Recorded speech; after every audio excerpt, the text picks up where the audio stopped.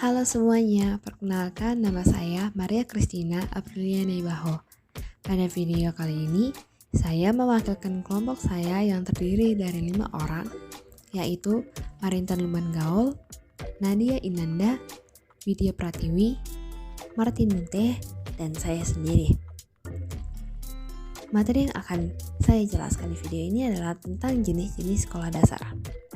Adapun pembuatan video ini kami buat untuk memenuhi tugas KKNI kami, yaitu tugas proyek untuk mata kuliah Keterampilan Dasar Pendidikan Sekolah Dasar dengan dosen pengampu Bapak Fahru Rozi SPD MPD.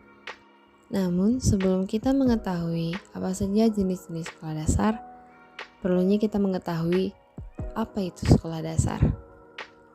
Teman-teman pernah nggak memikirkan, menanyakan apa itu sekolah dasar? Jadi, sekolah dasar merupakan satuan pendidikan yang menyelenggarakan pendidikan selama 6 tahun. Sekolah dasar ini merupakan bagian yang sangat dasar dari sekolah lainnya. Berdasarkan akan Undang-Undang Dasar 1945, pendidikan di sekolah dasar merupakan upaya untuk mencerdaskan dan mencetak atau melahirkan kehidupan bangsa yang memiliki cinta dan bangga terhadap bangsa dan negara yang kita cintai ini, negara Indonesia, yang akan melahirkan anak yang memiliki keterampilan yang baik, memiliki kreativitas, berbudi pekerti, dan memiliki sopan santun serta mampu menyelesaikan permasalahan di lingkungannya. Jadi, seperti yang kita ketahui, pendidikan sekolah dasar ini sangat penting.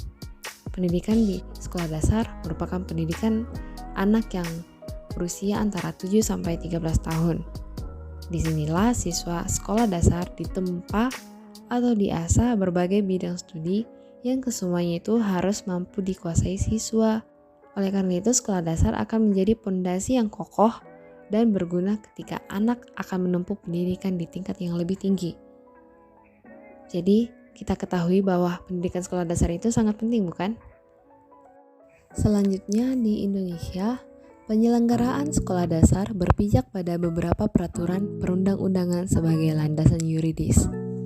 Ada 3 peraturan perundang-undangan yang dijadikan landasan yuridis menyelenggarakan sekolah dasar, baik sebagai satuan pendidikan maupun dalam kerangka sistem pendidikan nasional, yaitu yang pertama, Undang-Undang Dasar tahun 1945. Undang-Undang Republik Indonesia Nomor 2 Tahun 1989 ini tentang Sistem Pendidikan Nasional atau USPN, dan Undang-Undang Republik Indonesia Nomor 2 Tahun 1989 tentang Sistem Pendidikan Nasional. Di dalam pembukaan Undang-Undang Dasar 1945 diisyaratkan bahwa upaya mencerdaskan bangsa tentu melalui pendidikan merupakan amanat bangsa. Lalu yang kedua, di dalam USPN ditegaskan bahwa setiap warga negara berhak atas kesempatan yang seluas-luasnya mengikuti pendidikan agar memperoleh pengetahuan, kemampuan, dan keterampilan yang sekurang-kurangnya setara dengan pengetahuan, kemampuan, dan keterampilan tamatan pendidikan dasar. Terdapat dalam bab 3 pasal 16.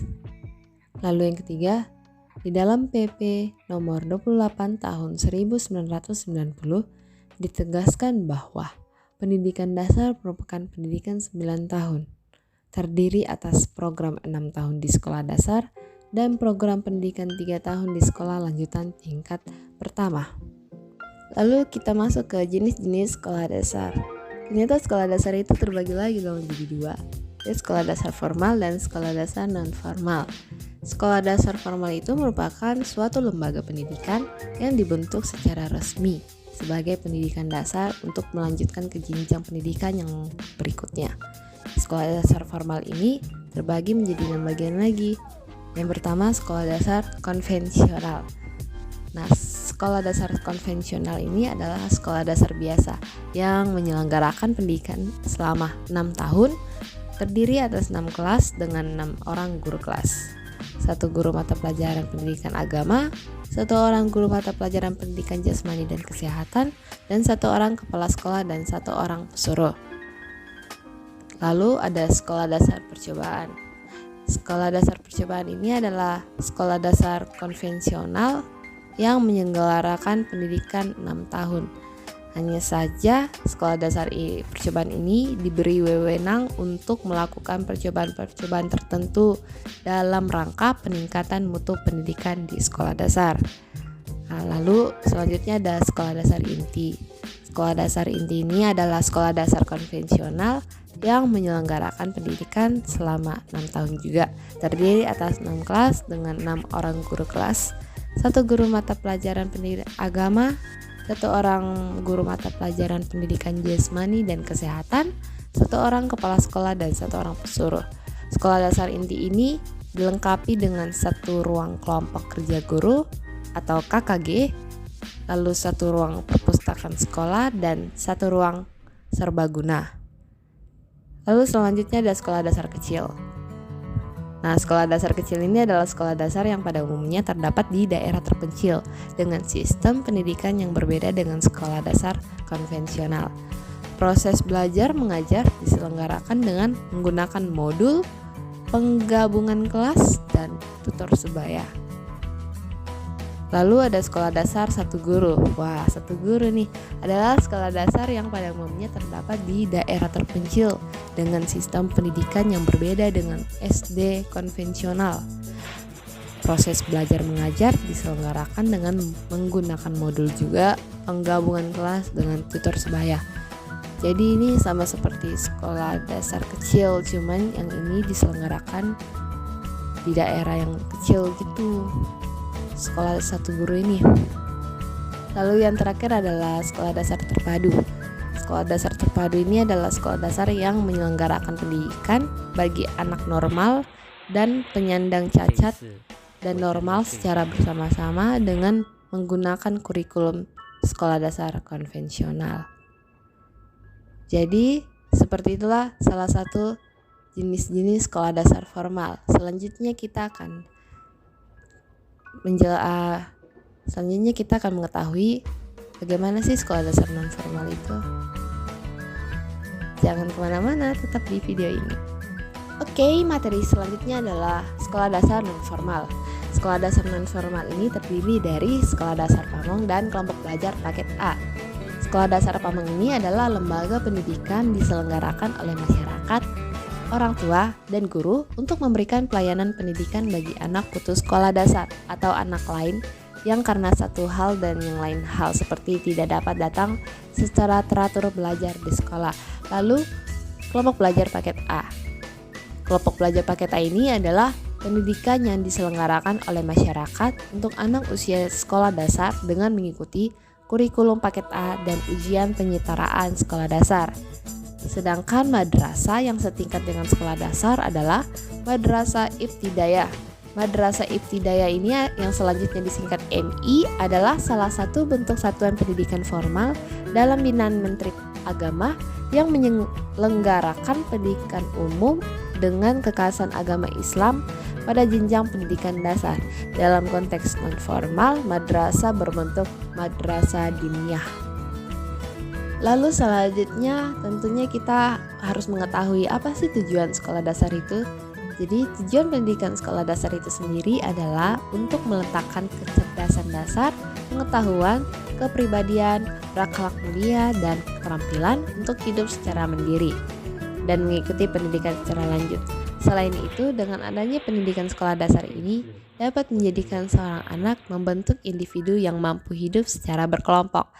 Selain itu juga tujuan pendidikan sekolah dasar adalah menumbuhkan iman dan bertakwa terhadap Tuhannya, mengarahkan dan membimbing siswa ke situasi yang berpotensi positif, berjiwa besar, berpikir kritis, dan cerdas. Lalu memiliki rasa cinta tanah air, bangga dan mampu mengisi hal yang bertujuan membangun diri sendiri, bangsa dan negara, serta membawa siswa sekolah dasar mampu berprestasi ke jenjang selanjutnya. Itulah tujuan pendidikan sekolah dasar yang harus dilaksanakan dalam sekolah dasar. Selain tujuan, tentunya sekolah dasar juga memiliki fungsinya. Adapun fungsi dari pendidikan dasar menurut Muhammad Ali dalam bukunya tahun 2009 halaman 33 adalah sebagai berikut. Yang pertama, dengan melalui pendidikan dasar, maka peserta didik akan dibekali kemampuan dasar yang terkait dengan kemampuan berpikir secara kritis, membaca, menulis, berhitung, dan penguasaan dasar untuk mempelajari saintek serta kemampuan dalam berkomunikasi yang merupakan suatu tuntutan kemampuan minimal dalam kehidupan bermasyarakat. Lalu yang kedua adalah dengan pendidikan dasar dapat memberikan dasar-dasar untuk dapat mengikuti pendidikan pada tingkat selanjutnya. Karena pada hakikatnya, keberhasilan mengikuti pendidikan di sekolah menengah serta perguruan tinggi banyak dipengaruhi oleh keberhasilan dalam mengikuti pendidikan dasar. Jadi fungsi-fungsi ini sangat penting ya untuk diterapkan dalam pendidikan sekolah dasar. Sebaliknya, jika rendahnya kualitas dan mutu pendidikan pada jenjang sekolah dasar, maka sangat berpengaruh terhadap pendidikan selanjutnya. Cara yang bisa dilakukan untuk meningkatkan kualitas pendidikan, terutama pendidikan dasar, yaitu bisa dengan cara kepala sekolah bisa menambah sosialisasi yang berkaitan dengan kualitas dan mutu pendidikan, agar motivasi guru meningkat sehingga kualitas dan mutu pendidikan dapat ditingkatkan dan dikembangkan, dan guru juga dapat bekerja sama dengan orang tua siswa agar meluangkan waktu untuk mengawasi anak-anaknya ketika belajar di sekolah maupun di rumah. Jadi, pendidikan merupakan salah satu usaha sadar untuk menyiapkan peserta didik agar berperan aktif dan positif dalam hidupnya sekarang dan yang akan datang. Begitu pentingnya jenis-jenis sekolah dasar, semoga menjadi manfaat bagi teman-teman yang telah menonton video ini. Sekian dari saya dan kelompok saya, kami ucapkan terima kasih.